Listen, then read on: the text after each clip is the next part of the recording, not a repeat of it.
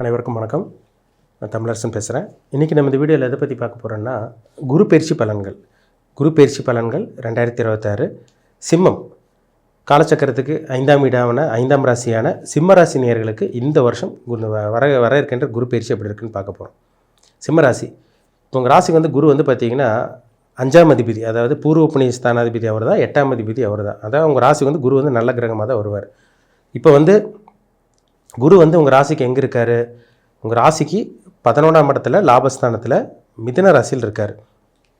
இந்த ஜூன் மாதம் 2ஆம் தேதி 2026 வந்து பார்த்திங்கன்னா குரு பயிற்சி நடக்கும். 11ல் இருக்க குரு 12ஆம் இடமான விரயஸ்தானத்துக்கு வந்துடுவார். சரிங்களா? விரயஸ்தானத்துக்கு வந்துடுவார். இப்போ உங்கள் ராசிக்கு வந்து சனி வேறு 8ஆம் இடத்துல இருக்குது. 8ஆம் இடத்துலேருந்து ஏகப்பட்ட பிரச்சனையை சிம்மராசிக்காரங்கள் கொடுத்துட்ருக்கு. இப்போ ஒரு சில ராசி நல்லா இல்லாமல் இருக்காங்க, ஒரு பிரச்சனை சந்திக்கிறாங்க, கஷ்டத்தில் இருக்காங்க, வறுமையில் இருக்காங்க, ஏகப்பட்ட சிக்கல்லையும் சில பிரச்சனைகளும் மாட்டிகிட்டு இருக்காங்கன்னா அது சிம்மராசிக்காரங்க தான். சிம்மராசிக்காரங்களுக்கு ஏகப்பட்ட பிரச்சனை ஸ்டார்ட் ஆகிடுச்சு. போன வருஷத்துலேருந்தே 2025 மார்ச் ஏப்ரல்லே உங்களுக்கு நிறைய பிரச்சனை ஆரம்பிச்சிருக்கும். குடும்ப பிரச்சனை உங்களுக்கு இருந்திருக்கும், கணவன் மனைவி உறவில் பிரச்சனை, அதேமாதிரி நிறைய பிரிஞ்சு போனவங்க இருக்காங்க, கணவன் மனைவி பிரிஞ்சவங்க இருக்காங்க, கூட்டு தொழிலில் தோல்வி சந்தித்தவங்க இருக்காங்க, நண்பர்களால் முதுகில் குத்துப்பட்டவங்க இருக்காங்க, நிறைய பேர் நம்பிக்கை துரோகம் சந்தித்தவங்க இருக்காங்க. அதே மாதிரி கூட இருக்கவங்க யார், நல்லவங்க யார், கெட்டவங்க யார், எல்லாமே இந்த டைமில் உங்களுக்கு தெரிய வந்திருக்கும். காசு பணம்னா என்ன, யார் உதவினா வருவா, ஹெல்ப்னா யார் கூட வருவா, ஹெல்ப் கேட்டால் யார் நம்மளை விட்டு விலகி போவாங்க, எல்லாமே இந்த டைமில் உங்களுக்கு அந்த அனுபவத்தை சனி கண்டிப்பாக உங்களுக்கு கற்றுக் கொடுத்துருப்பாரு.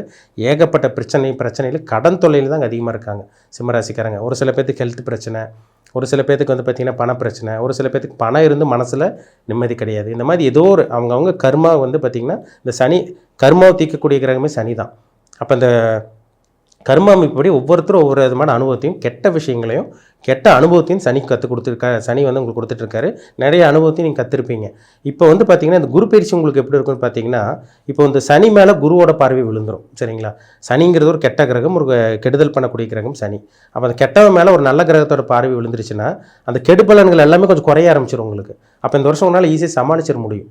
போன வருஷம் 2025 இருந்த பிரச்சனை, இந்த 26 இந்த ஆரம்ப பகுதியில் இருந்த பிரச்சனையெல்லாம் ஜூன் மாதத்துக்கு அப்புறம் உங்களுக்கு கொஞ்சம் கம்மியாக ஆரம்பிக்கும் நடத்தும். சரிங்களா? அதனால் சிம்மராசிக்காரங்களுக்கு ஒரு விடுதலை கிடைக்க போகுதுன்னு நடத்தலாம். விடுதலைங்கிறத விட முழுமையான பிரச்சனை கம்மியாகலைன்னா கூட ஓரளவுக்கு ஒரு 50% கண்டிப்பாக உங்களுக்கு பிரச்சனைலேருந்து வெளியே வந்துடுவீங்க. அதில் மாற்றமே கிடையாது. இப்போ இந்த 12ஆம் இடத்துக்கு வரக்கூடிய குரு என்ன பண்ணுவார்? ஜூன் மாதம் 2ஆம் தேதி குரு பயிற்சி வந்துடும். 12ஆம் இடத்துக்கு வரக்கூடிய குரு வந்து பார்த்திங்கன்னா சுப செலவை ஏற்படுத்தி கொடுப்பார். ஏன்னா உங்களுக்கு அஷ்டம சனி ஒரு பக்கம் போயிட்டுருக்கு. அடுத்த வருஷம் தான் அஷ்டம சனி முடியும். இப்போ இந்த 12ஆம் இடத்துல வரக்கூடிய குரு வந்து பார்த்திங்கன்னா சுப விரயங்களை கொடுப்பார். வெளிநாடு போக முடியாமல் இருக்கவங்களுக்கு இந்த டைம் ஃபாரின் ஆப்பர்ச்சுனிட்டி உங்களுக்கு இருக்குது. வெளிநாடு போக முடியுங்கனால. ஏன்னா 12ஆம் இடங்கிறது வந்து பார்த்திங்கன்னா அயன சயன போகஸ்தானம்.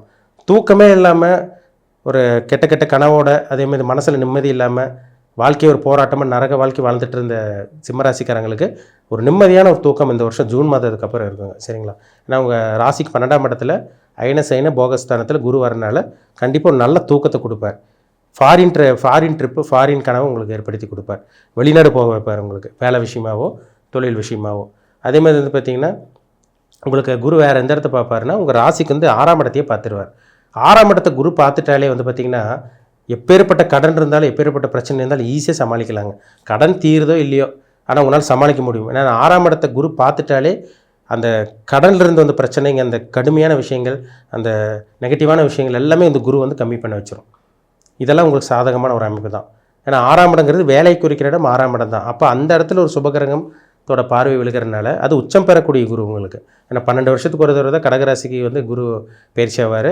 இது உச்சம் பெறக்கூடிய குரு பயிற்சிங்கிறனால கண்டிப்பாக அந்த ஒரு அதிகப்படியான ஒரு ஒளி வந்து பார்த்திங்கன்னா உங்களுக்கு 6ஆம் இடத்து மேலே விழுக்கிறதுனால, ஒரு பிரம்மாண்டமான ஒளி வந்து 6ஆம் இடத்து மேலே விழுக்கிறதுனால நல்ல வேலையை வாங்கி கொடுத்துருவாருங்க சிம்மராசிக்காரங்களுக்கு. வேலையேலன்னு சொல்லிட்டு இருக்கவங்க, அதேமாதிரி நல்ல வேலையை விட்டு வெளியே வந்திருப்பீங்க. ஏதோ ஒன்று தப்பு சொல்லி உங்களை வேலையை விட்டு தூக்கியிருப்பாங்க, நீக்கியிருப்பாங்க. நீங்கள் எவ்வளோ தான் நல்லது பண்ணியிருந்தாலும் அடுத்தவங்க வந்து பார்த்திங்கன்னா உங்களுக்கு குறை சொல்லிட்டு தான் இருப்பாங்க. நீங்கள் பண்ண நல்லதுக்கு அடுத்தவங்க நல்லது இது வாங்கிட்டு போயிடுவாங்க. அதாவது நீங்கள் என்னென்ன பண்ணீங்களோ, வேலை விஷயத்தில் என்னென்ன பண்ணீங்களோ அடுத்தவங்களுக்கு கிரெடிட் போயிடும். உங்களுக்கு நல்ல பேர் கிடச்சிருக்காது, கெட்ட பேர் தான் கிடச்சிருக்கும். இந்த டைம் 6ஆம் இடத்தை பார்க்கக்கூடிய குரு என்ன பண்ணுவார்னா நல்ல வேலையை வாங்கி கொடுத்துருவார். வேலையெல்லாம் சும்மா வீட்டில் உட்காந்துருக்கவங்க, காசு பண்ணதுக்கு பணப்பிரச்சனையில் இருக்கவங்களுக்கெல்லாம் நல்ல வேலையை உங்களுக்கு வாங்கி கொடுத்துருவார். சரிங்களா? அதனால் சம்பாதிக்கக்கூடிய அந்த வாய்ப்பு இந்த டைம் உருவாகும். கடன் இருந்த அந்த பிரச்சனை கொஞ்சம் கொஞ்சமாக கம்மியாகும். உங்கள் பிரச்சனை கொஞ்சம் கொஞ்சமாக கம்மியாகும். அதுக்குண்டான சொல்யூஷன் யார் மூலமாவது கிடைக்கும். கவலைப்பட வேண்டாம். சரிங்களா? அதேமாதிரி குரு வந்து பார்த்திங்கன்னா உங்கள் ராசிக்கு வந்து 4ஆம் இடத்தை பார்ப்பாருங்க. 12ஆம் இடத்துல இருக்க குரு உங்கள் ராசிக்கு 4ஆம் இடத்தை விருச்சிக ராசியை பார்த்துருவார். அப்போ விருச்சிகங்கிறது வந்து பார்த்திங்கன்னா உங்கள் ராசிக்கு 4ஆம் இடமா வரனால இப்போ வீடு வாங்குறது, நிலம் வாங்குறது, ஏன்னா அஷ்டம சனியில் தான் ஒரு சில பேர்த்துக்கு அது கெட்டது மாதிரி நடக்கிற மாதிரி இருந்து ஒரு சில நல்ல விஷயம் பண்ணிட்டு போயிடும்.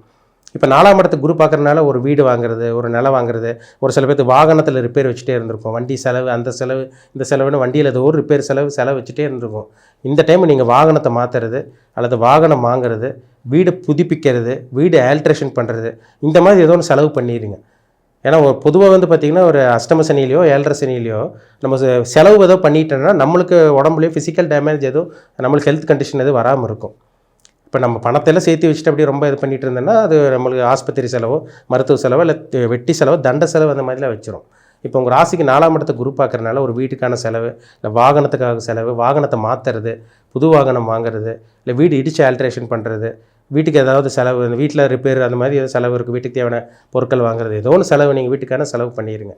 கண்டிப்பாக அந்த இது உங்களுக்கு பெருசாக உங்களுக்கு பாதிப்பு கொடுக்காது உங்களுக்கு. சரிங்களா? இதெல்லாம் ஒரு சாதகமான அமைப்பு தான். குரு வந்து 8ஆம் இடத்தை பார்க்குறாரு. 9ஆம் பார்வை 8ஆம் இடத்தை பார்த்துடுறாரு. 8ஆம் இடங்கிறது வந்து பார்த்திங்கன்னா ஆயில் ஸ்தானங்க. அந்த ஆயில் ஸ்தானத்தில் சனி உட்காந்து உங்களுக்கு நிறைய கண்டத்தையும், ஹெல்த் பிரச்சனை, நிறைய சிம்மராசிக்காரங்க ஹெல்த் பிரச்சனை, அசிங்கமானம், வம்பு வழக்கு பிரச்சனை, நல்லது பண்ணி கெட்ட பேர் வாங்குறது, தப்பே செய்யாமல் தண்டனை அனுபவிக்கிறது, நல்லது பண்ணி மாட்டியிருப்பீங்க, இது எல்லாமே உங்களுக்கு அனுபவிச்சுட்டு இருப்பீங்க, எல்லாமே உங்களுக்கு நடந்துகிட்ருக்கும். இது எல்லாமே இந்த குரு பார்வை விழுகிறதுனால அந்த விஷயங்கள் எல்லாமே உங்களுக்கு கம்மியாக ஆரம்பிக்க நடத்தும். சரிங்களா? பிரச்சனையிலேருந்து வெளியே வருவீங்க, கவலையப்படாதீங்க. அந்த ஹெல்த்திலிருந்து அந்த பிரச்சனை கொஞ்சம் கொஞ்சமாக ரெடி ஆகும். உடல் ஆரோக்கியம் உங்களுக்கு சிறப்பாக இருக்கும் இந்த வருஷம். ஹெல்த்தில் மட்டும் கொஞ்சம் கவனமாக இருங்க. கரெக்டாக ஒரு ஆரோக்கியமான ஃபுட்டு சாப்பிட்றது, எக்ஸசைஸ் பண்ணுறது, இதெல்லாம் ரெகுலராக ஃபாலோ பண்ணிக்கோங்க. ஏன்னா 8ஆம் இடத்துல இருக்க சனி வந்து பார்த்திங்கன்னா உடல் ஆரோக்கியத்தில் தான் கை வைப்பார், ஹெல்த்தில் தான் பிரச்சனை கொடுப்பார். ஹெல்த்து ரெடியாக இருக்கிறவங்களுக்கு கடன் பிரச்சனையை அசிங்கமானத்தை கொடுத்துருவார். தப்பே செய்யும் தண்டனையை அனுபவிக்க வைக்கிற மாதிரி கொடுக்கும் 8இல் இருக்க சனி. அதனால் இந்த வருடம் ஜூன் மாதத்துக்கு அப்புறம் ஒரு ரிலீஃப் கிடைக்கும். நீங்கள் எந்த பிரச்சனை, எப்பேற்பட்ட பிரச்சனை சந்திச்சுட்டு இருந்தாலும் சிம்மராசிக்காரங்களுக்கு இந்த வருடம் ஜூன் மாதம் 2ஆம் தேதிக்கு அப்புறம் வந்து பார்த்திங்கன்னா உங்களுக்கு 6ஆம் இடத்தை பார்க்கக்கூடிய குருவும், 8ஆம் இடத்தை பார்க்கக்கூடிய குருவும், 4ஆம் இடத்தை பார்க்கக்கூடிய குருவும் ஒரு சில மாற்றத்தை கண்டிப்பாக ஏற்படுத்தி கொடுக்கும். சரிங்களா? சுப விஷயங்கள், சுப செலவு கண்டிப்பாக பண்ணுவீங்க. செலவு உங்களுக்கு இருக்கவே இருக்காதுன்னு சொல்ல வரல, கண்டிப்பாக செலவு இருக்கும். ஏன்னா 12ஆம் இடத்துல குரு வந்துட்டாலே சுப செலவு வைக்கும். 12ஆம் இடத்துல சனி வந்தால் தேவையில்லாத செலவு வைப்பார், அவ்வளோதான். 12ஆம் இடத்துல வந்து பார்த்திங்கன்னா குரு வந்துட்டார்னா அது சுப செலவாக, சுபகிரகம் இருக்கிறனால சுப செலவாக, நல்ல செலவாக மாறிடும். அதனால் கவலையே பட வேண்டாம். இந்த வருஷம் உங்களுக்கு ஜூன் மாதத்துக்கு அப்புறம் ஒரு சில மாற்றம் சிம்மராசிக்காரங்களுக்கு நடக்க போகுது. ஒரு சில மாற்றத்தை கண்டிப்பாக பார்க்க போகிறீங்க, பயன்படுத்திக்கங்க. இது ஒரு நல்ல ஒரு சிறப்பான ஒரு காலம்னு சொல்லிடலாம். சரிங்களா? ஆனால் இருந்தாலும் கொஞ்சம் இந்த புதுசாக தொழில் ஆரம்பிக்கிறது, பணத்தை போய் இந்த ஷேர் மார்க்கெட் அதிலெல்லாம் போய் மாட்டிக்கிறது, அதெல்லாம் போய் மாட்டிக்காதீங்க. தொழிலெல்லாம் அஷ்டம சனி முடிஞ்சதுக்கப்புறம் ஆரம்பிச்சுக்கோங்க. ஷேர் மார்க்கெட்டில் பணம் போடுறவங்களும் கொஞ்சம் ஜாக்கிரதையாக இருக்கணும். தேவையில்லாமல் இந்த பிட்காயின், கிரிப்டோ கரன்சி, இந்த MLM அந்த இதிலெல்லாம் போய் பணத்தை போட்டு ஏமாந்துட வேண்டாம். அதில் பெரிய சிக்கலாக கொண்டு போய் விட்டுரும். சரிங்களா? அதனால் இன்வெஸ்ட்மெண்ட் மட்டும் கொஞ்சம் கவனமாக இருங்க. எதில் முதலீடு போடுறீங்க அதில் மட்டும் பார்த்து முதலீடு பண்ணுங்கள். வீட்டுக்கு தேவையான விஷயங்கள், வாகனம் வாங்குறது, வீட்டு செலவு பண்ணுறது, இதுக்கு மட்டும் பண்ணுங்களே தவிர பெருசாக தொழில் ஆரம்பிக்க போகிறேன், புதுப்பிக்க போகிறேன், இன்னொரு தொழில் ஆரம்பிக்க போகிறேன், இந்த மாதிரி விஷயங்கள்லாம் இது பண்ணி மாட்டிக்காதீங்க. அது அடுத்த வருஷம் நம்ம அஷ்டம சனி முடியும் போது பார்த்துக்கலாம்.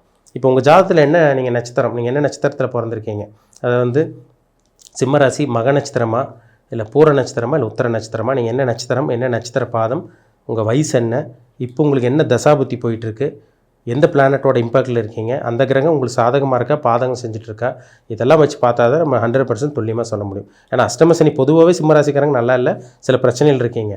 ஆனால் உங்கள் ஜாதகம் நல்லா இருந்து இப்போ உங்களுக்கு குரு பயிற்சி வேணால் ஓரளவு கொஞ்சம் தப்பிச்சிடலாம் கண்டிப்பாக. இப்போ ஜாதகமும் சரியில்லாமல் இருந்து இப்போ இந்த அஷ்டம சனி நடந்து இப்போ குரு வரனால பெருசாக உங்களுக்கு மாற்றத்தை கொடுக்காது. ஒரு 15லேருந்து 20% தான் நல்ல விஷயம் நடக்கும், பெரிய இம்பாக்ட் ஏற்படுத்தாது. உங்கள் ஜாதகம் மட்டும் நல்லா இருந்துச்சுன்னா கண்டிப்பாக நீங்கள் இந்த அஷ்டம சனி ஈஸியாக நீங்கள் கடந்து வந்துட முடியும். அதில் மாற்றமே கிடையாது. அதனால் பிறப்பு ஜாதகத்தில் என்ன தசாபுத்தி போகுது, உங்கள் ஏஜ் என்ன, வயசு என்ன, இப்போ வந்து பார்த்திங்கன்னா உங்களுக்கு வந்து பார்த்திங்கன்னா என்ன பிளானட் உங்களுக்கு இம்பேக்ட் பண்ணிகிட்டு இருக்குது, லைஃப் எப்போ மாறும், எப்போ செட்டில் ஆவீங்க, லைஃப்பில் வந்து பிரச்சனைகள் எப்போல்லாம் தீரப்போகுது, இதெல்லாமே உங்கள் பிறப்பு ஜாதகத்தை பார்த்தா தான் நம்ம தெளிவாக சொல்ல முடியும். சரிங்களா? மீண்டும் அடுத்த பதிவில் சந்திக்கும் வரை உங்களிடமிருந்து விடைபெறுவது உங்கள் சோதரர் தமிழரசன். நன்றி, வணக்கம்.